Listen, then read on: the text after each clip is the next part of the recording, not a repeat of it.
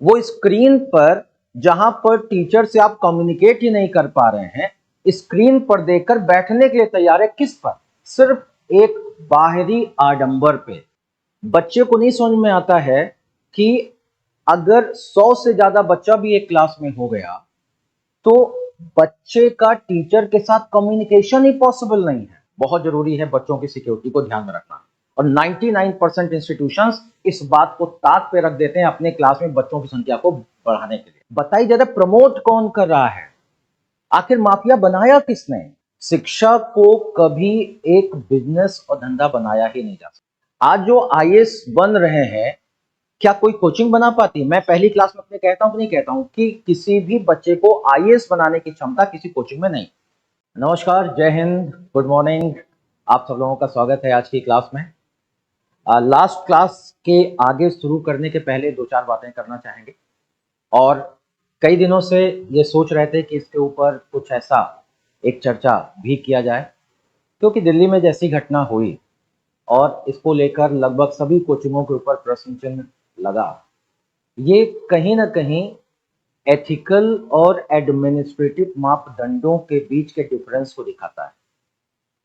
जब कोई घटना होती है तब उसके बाद प्रशासन जागता है, 4 दिन कार्रवाई करता है, उसके बाद फिर वैसे ही हो जाता है। कोचिंग, ये बात सही है कि कुछ लोगों ने कोचिंग को एक बिजनेस, एक धंधा बना रखा है। उन्होंने एजुकेशन को पूरी तरह एक धंधा बना रखा है। उन्हें कोचिंग माफिया कहना उचित भी है, क्योंकि उन्होंने बच्चों के हितों के बजाय अपने पर्सनल इंटरेस्ट को प्रमोट करने की कोशिश किया है। और ऐसों की बहुत संख्या है, हम किसी का नाम नहीं लेना चाहेंगे, लेकिन बहुत लोग। लेकिन शिक्षा को कभी एक बिजनेस और धंधा बनाया ही नहीं जा सकता। अगर किसी क्लास में 5,000 बच्चे, 3,000 बच्चे, 1,000 बच्चा बैठ रहा है, तो क्या यह सिर्फ उस इंस्टीट्यूशन की गलती है? बच्चे को नहीं समझ में आता है कि अगर 100 से ज्यादा बच्चा भी एक क्लास में हो गया तो बच्चे का टीचर के साथ कम्युनिकेशन ही पॉसिबल नहीं है। वो स्क्रीन पर जहां पर टीचर से आप कम्युनिकेट ही नहीं कर पा रहे हैं, स्क्रीन पर देखकर बैठने के लिए तैयार है किस पर? सिर्फ एक बाहरी आडंबर पे कि सोशल मीडिया पर देख लिया, पहुंच गए। जबकि शिक्षा में, कम्युनिकेशन में, आपकी अंडरस्टैंडिंग में और टीचर की रेपुटेशन में कोई रिलेशन नहीं होता। हर व्यक्ति का अपना अपना, हर एक बच्चे का अपना एक स्तर है। उस बच्चे को कहां पर क्या चीजें डिसीजन लेना, इतनी क्षमता तो होनी चाहिए ना। अगर आप जाकर, क्योंकि आप बिल्ली के सामने दूध रखोगे, पिएगा नहीं क्या? अगर आप जाकर जबरदस्ती एडमिशन लेने के लिए वहां पर रुक रहे, इतने बच्चों को यहां किसी की गलती नहीं बताई जा रही है। बताइए जरा, प्रमोट कौन कर रहा है? आखिर माफिया बनाया किसने? आम जनता ही तो बनाती है। उसके बाद जब कोई घटना होती है तो इसके लिए जिम्मेदार एक पक्ष ही हो जाता है, दूसरे पक्ष का इसमें कुछ नहीं होता। जो लोग आज बच्चे जिनके साथ सबकी सहानुभूति है, ऐसा कोई भी क्या व्यक्ति होगा जो बच्चों के साथ सहानुभूति? हमारे बच्चे हैं, सबके बच्चे हैं, या जो कोचिंग चला रहे हैं क्या उनके बच्चे नहीं है? कोचिंग शब्द को, कोच एक ऐसा शब्द है ना जो बड़ा पवित्र शब्द, वो लोगों को अपनी क्षमता, एक मेंटरशिप देता है, बच्चों को अपनी क्षमता का इस्तेमाल करने का एबिलिटी देता है, यहां तक कि उनके राइट और रॉन्ग को स्पेसिफाई करता है। एक कोच अपने जीवन के अनुभवों को, अपने लक्ष्य के, जो उसका लक्ष्य है वो क्या है, वो अपने बच्चों के कैरियर को बेहतर बनाना, ये तो लक्ष्य है। हम यहाँ खड़े हैं, आप देखते हैं हम अपनी क्लास में 60 से 70 से ज्यादा बच्चों की परमिशन ही नहीं रखते, यानी कि हम उतनी सीटें नहीं देते क्लास के अंदर। क्यों? क्योंकि हमें पता है, क्योंकि हम भी एक स्टूडेंट रहे हैं, हम भी प्रशासन और प्रशासन की तैयारियों, प्रशासन के अंदर की बारीकियों से परिचित हैं। हम जानते हैं कि बच्चे की पर्सनालिटी को डेवलप करने के लिए आई टू आई कांटेक्ट बेहद इंपॉर्टेंट है। और क्या आप 70-80 बच्चों से ज्यादा के साथ, 100 से अधिक बच्चों के साथ क्या ये काम कर सकते हैं? नहीं कर सकते। तो हम भी तो कोचिंग चला रहे हैं, लेकिन कोचिंग माफिया कह के हर इस पूरे एक पायस, एक पवित्र बिजनेस को कहीं ना कहीं बदनाम करने की कोशिश भी किया। बड़ा दुख होता है ये देखकर। कई सारे ऐसे लोग हैं जिनका कल तक खूब बड़ाई चल रही थी, एक घटना जो कि कहीं ना कहीं प्रशासनिक चूक और उस मैनेजमेंट, स्पेसिफिक मैनेजमेंट के द्वारा की गई लापरवाही का परिणाम है। लेकिन उसका खामियाजा हर एक व्यक्ति भुगत रहा है, जो कि कहीं ना कहीं बच्चों के साथ उनकी जिंदगी को बनाने के लिए पूरी तरह समर्पित है। आज जो आईएएस बन रहे हैं, क्या कोई कोचिंग बना पाती? मैं पहली क्लास में अपने कहता हूं कि नहीं कहता हूं कि किसी भी बच्चे को आईएएस बनाने की क्षमता किसी कोचिंग में नहीं। दुनिया की कोई कोचिंग किसी को आईएएस नहीं बना सकती, या किसी को किसी भी रूप में उसके लक्ष्य को प्रदान नहीं कर सकती। यानी कि हम ये नहीं कर सकते आप उठा के आईएएस बना दें। हमारा काम सिर्फ इतना है कि हम आपको सही रास्ता दिखाएं अपने लक्ष्य तक पहुंचने के लिए।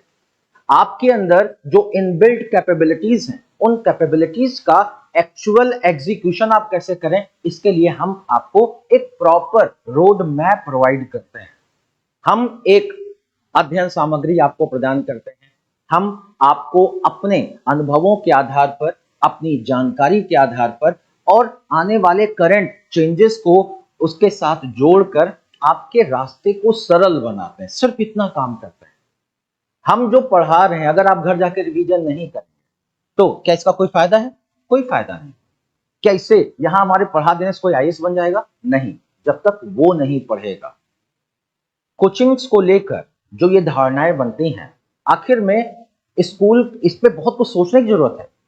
सरकार ने जो एजुकेशन सिस्टम चलाया है, अगर उस एजुकेशन सिस्टम में खामियां ना होती तो क्या किसी को कोचिंग की जरूरत पड़ती? ये चीजें जो यूनिवर्सिटी में, यही आप जो ह्यूमैनिटीज यहां पढ़ रहे हैं, यूनिवर्सिटी में तो पढ़ाया जाता है, लेकिन वहां के टीचरों को भी नहीं पता है कि क्यों पढ़ा रहे हैं इसको, because they have no training about this. उनके पास कोई प्रशिक्षण ही नहीं। दूसरी बात, सरकार भी कोचिंग चलाती है। अभ्युदय चला रहे हैं, बहुत सारी कोचिंग भागीदारी चला रहे हैं। वो छोड़ छोड़ के बच्चे हमारे इंस्टीट्यूशंस में आ रहे हैं। क्यों आ रहे हैं? क्योंकि वो उसके बेसिक रिक्वायरमेंट को नहीं समझते हैं। आज के कॉम्पिटिटिव एनवायरनमेंट में, जहां डे टू डे के एनवायरनमेंट के साथ, डे टू डे के रिक्वायरमेंट के साथ कोप अप करना है, वहां पर जो 20 साल पहले अधिकारी बन गए, या जो खुद अधिकारी बनने के बाद ये नहीं जानते कि बन कैसे गए, क्योंकि 3 बार से तो सफल हो रहे थे, चौथी बार में सफल कैसे हो गए? 3 बार से वो इंटरव्यू में आउट, मेंस में आउट हो रहे थे, चौथी बार में कैसे बन गए? जो आईएएस बन जाता वो नहीं जानता वो कैसे बना, और इसलिए उसके सजेशंस कोई मायने नहीं रखते। क्यों नहीं मायने रखते? क्योंकि पढ़ना और पढ़ाना दोनों ही डिफरेंट चीज होती है। आप आईएएस बन गए, लेकिन आपको नहीं पता, क्योंकि आप वही पढ़ के 2 बार असफल हुए थे, वही चीजें पढ़कर 2 बार मेंस में आप बाहर निकाल दिए गए और तीसरी बार में आप हो गए। आपको नहीं पता किस कारण से आप हो गए। यानी कि अगर आईएएस अधिकारियों से पढ़वाने का, या इसमें सरकार की नीतियों पर मैं उंगली, क्योंकि बहुत पवित्र नीतियां हैं, क्योंकि लोगों की भलाई करना ये उनका उद्देश्य है, और इतना बड़ा इन्वेस्टमेंट सरकार करिए, बहुत अच्छा उपाय है। लेकिन इसको करने के पहले क्या कोई एक जांच की गई, कोई इंक्वायरी की गई कि ये कैसे किया जाना चाहिए? ये सब जो कोचिंगों में लोग भर रहे हैं, अगर सरकार की नीतियां इतनी सफल होती तो क्यों जाते? नेचुरल सी बात है कि खाली एक सेक्टर को दोष देने से कुछ नहीं होगा। इसके लिए प्रॉपर पॉलिसी का होना अत्यंत अनिवार्य है। और ये कभी मैं पब्लिक प्लेटफॉर्म पे आके कुछ नहीं कहता हूं, इसलिए नहीं कहता हूं क्योंकि मैं सिर्फ एक टीचर, कोई नेता या किसी प्रकार का अभिनेता नहीं हो कि आके इस पर डायलॉग दिया जाए। लेकिन अल्टीमेटली इनसे सोचते हुए, क्योंकि हम भी इसी एक फ्रेटर्निटी के मेंबर हैं, और हम जानते हैं कि जो काम, जितनी मेहनत हम करते हैं, उस मेहनत में कहीं पे भी आज तक बेईमानी नहीं की, और इसलिए ऐसा लगता है कि ये लोगों तक पहुंचना चाहिए। और सरकार को भी जब ऐसे कदम उठाते हैं तो सोचना चाहिए कि अल्टीमेटली आज ये कदम उठाया गया, कल को ऊपर वाले फ्लोर में आग लग जाएगी, ऊपर वाला फ्लोर बंद हो जाएगा, फिर उसके बाद, यानी कि हम कोई बेसमेंट नहीं चला रहे, लेकिन बेसमेंट में क्या कोई काम नहीं होते? जरूरत है सिक्योरिटी मेजर्स की।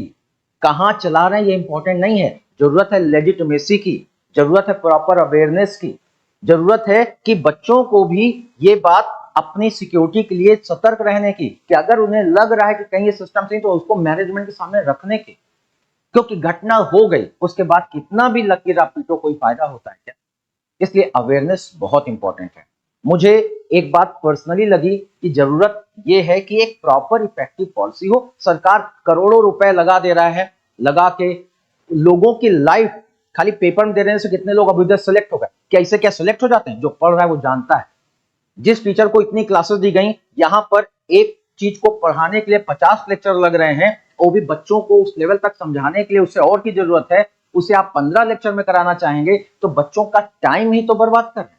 लेकिन अगर सही से यानी कि वास्तव में उस फील्ड से जुड़े हुए लोग उसकी प्लानिंग करें तो बहुत अच्छे इंस्टीट्यूशन इसमें चलेंगे। इससे जो प्राइवेट इंस्टीट्यूशंस की तरफ लोगों की भगदड़ है वो कम हो जाएगी। कोचिंगों में जो 6-6, 700 लोग एक एक क्लास में बिठा लेते हैं, अगर नियम बनाकर ये लिमिट कर दिया जाए कि 100 से ज्यादा बच्चा नहीं होगा तो ना ये माफिया बन पाएंगे और ना ही इतने बड़े बड़े कारपोरेट स्ट्रक्चर बनाकर इसे बिजनेस बना पाएंगे, जिनको देखकर उन लोगों पर भी उंगली उठा दी जाती जिन्होंने अपने जीवन का लक्ष्य बना रखा है लोगों के जीवन में बेहतरी लाना। अगर ये हमने अपने जीवन का लक्ष्य बनाया हुआ कि हम जब तक रहेंगे तब तक हम अपने बच्चों के लिए कुछ करते रहेंगे और हमें भी उसी में लाके दे दिया जाता है कि ये कोचिंग माफिया है, इट हर्ट्स, इससे बड़ा कष्ट होता है। क्योंकि अगर माफिया ही बनना होता तो बहुत सारे फील्ड थे। ये जो एजुकेशन है ये कहीं से भी व्यवसाय हो ही नहीं सकता। ये भले ही बहुत लोगों की जीविका को चलाता है, ये सही बात है, जितने लोग यहाँ काम करें सबकी जीविका आपसे चलती है, लेकिन अल्टीमेटली सभी लोग आपके लिए कमिटेड हैं और इसलिए उन्हें रिस्पेक्ट की जरूरत है। माफिया या ऐसे शब्दों का इस्तेमाल करके पूरा मोटिवेशन जो इस फील्ड में काम करने वाले लोग जो जीवन समर्पित कर दिया है बच्चों के जीवन को बेहतर बनाने के लिए, उन्हें कष्ट होता है और मुझे भी होता है, इसमें कोई दो राय नहीं। तो इसीलिए मुझे लगा कि कई बार अब मैं बहुत सारे ऐसे मित्र हैं जो कोचिंग इंस्टीट्यूशन चला रहे हैं, उनके साथ बैठकर हम लोग चर्चा भी करेंगे और साथ ही साथ सरकार को एडवाइस भी देंगे कि आगे क्या किया जाए, क्योंकि बच्चों की सिक्योरिटी अटमोस्ट बहुत जरूरी है। बच्चों की सिक्योरिटी को ध्यान में रखना और 99% इंस्टीट्यूशंस इस बात को ताक पे रख देते हैं अपने क्लास में बच्चों की संख्या को बढ़ाने के लिए। अगर कहीं पर निकासी है वहां पे भी चेयर लगाकर वहां बिठा देते हैं जिससे कि उनकी आय बढ़ जाए। तो इसे रोकने की जरूरत है, यहाँ समर्थन की जरूरत है कि ऐसी कोचिंगों को समर्थन दिया जाए, लेकिन बच्चों को भी अवेयर रखने के लिए और सरकार को समय समय पर अपने जांच को करके अलर्ट कर सकते हैं। अगर समय समय पर वेरीफाई करें हर एक सिक्योरिटी मेजर तो शायद ये कोई समस्या आगे चलकर ना आए। रेस आईएएस इसका ध्यान रखता है, कहीं पर भी हम अपने बच्चों की संख्या बड़ी लिमिटेड रखते हैं, यहाँ तक कि अगर बच्चों की संख्या क्लास में 80 से ज्यादा हो जाए तो हम तुरंत दूसरा बैच स्टार्ट करते हैं। कहीं पर भी एक क्लास में हमने उतनी चेयर इतनी बड़ी बिल्डिंग नहीं बनाई कि हम उसमें जो है 400 बच्चे 500 बच्चे क्लास में बिठाएं। रीजन यही है कि हम नहीं पढ़ा सकते, हम न्याय नहीं कर पाएंगे उनके साथ। अगर 400 बच्चे क्लास में बैठ रहे हैं तो उनके साथ न्याय कर पाना संभव नहीं। तो ये तीनों का यानी 3 स्टेक होल्डर्स हैं। एक स्टूडेंट है सबसे पहला, जिसकी लाइफ इससे बननी या बिगड़नी है। दूसरा वो कोचिंग इंस्टीट्यूशंस हैं जो जिम्मेदारी लिए हुए हैं इनके काम को सरल बनाने के लिए, इनको बेहतर तरीके से गाइड करने के लिए। और तीसरा सरकार जो वेलफेयर स्टेट है जिसकी जिम्मेदारी है कि वो देखे कि कोचिंग्स में भी लोग एम्प्लॉयड हैं, उनका भी रोजगार है और कोई माफिया नहीं। और अगर वो आज माफिया बने हुए हैं तो इसमें सरकार की भी भूमिका है और इसमें बच्चों की भी भूमिका है, उन्होंने उनको माफिया बनाया।